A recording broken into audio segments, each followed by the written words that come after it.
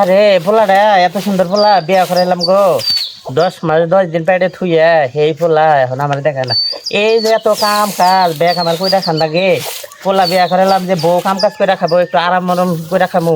আর এমন একটা হতিনের বেড়িয়ে আইছে, হারাটা দিন পোলাটা নিয়ে হেরা ঘরের মধ্যে হইয়া থাকে এতটাই। ওই গাদা, গাদা রে।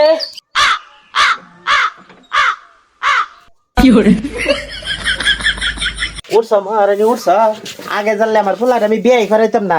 এই হতিনের বেড়িয়া হেরা দিলে সারাদিন আমার পোলার নিয়ে হয়ে থাকে, আর কাম কাজ দিলে আমারই করে লাগে। তাহলে আমার পোলারে বিয়ে করে লাভ কি? দেখো সকালে হারানে বুড়ি গিয়ে পাশে উঠে বুড়ির বাতার নাই তো বাতার মর্ম কি বুঝবো। ই হতিনের বেড়ি এটা কি কয়? এটা কি তোমার বাপের বেড়ি পাইছ যে তোমার বাপ মায়ে কাম করে দেখে দেবো? আমার বাপ মা এই বেতে মরুক, আমার বাপ মা খাই নাই পরে বেতে তুমি কিছু কম হ্যাঁ।